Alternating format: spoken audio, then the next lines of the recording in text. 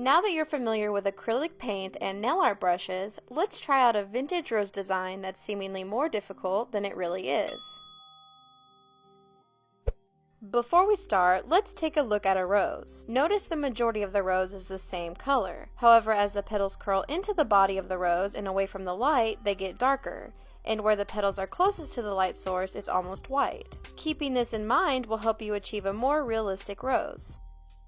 So let's start by picking a main color for the rose. I'm using a pink, but I wanted it to be a tad darker, so I mixed in some red. I also added some of the pink to the red for a transition color. Now we need a darker shading color for the parts of the rose that are deeper and highlighting color for the parts closest to the light source. To keep it in the same color family, just add a little black to the main color. I added it to the transition red for a darker shade. In this case, I'm going to use straight white for the highlighting since the pink is already pretty light.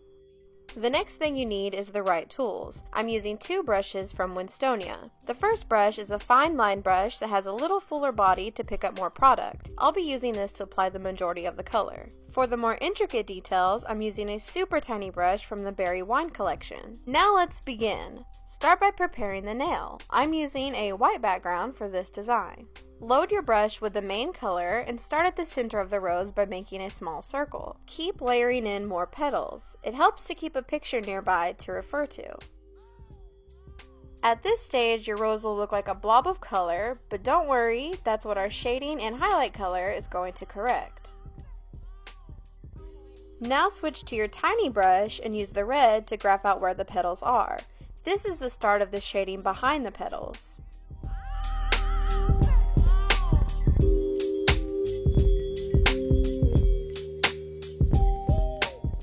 Next, I blended the color out on the lower open petals. Then I used the darker shading color and dotted it over the red. Let some of the red still show, this will make a smooth transition. One of the advantages to nail art is that you don't necessarily have to be really precise to achieve the effect you're going for. Just a couple dabs and dots here and there will yield a good result. Now pick up the highlight color and go around the top edges of the petals. This will be right below the red shading. To finish the design, I added a few more roses, then used a green paint and applied the same shading and highlight technique to add some stems and leaves. I also used red and pink for rosebuds to fill out the pattern. This can be a timely design, so I suggest limiting it to an accent nail.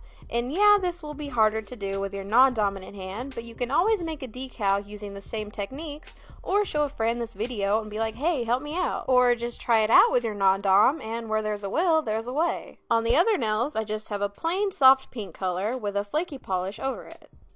And I think that just about covers it. Don't forget to comment down below what Nail Art 101 video you'd like to see next.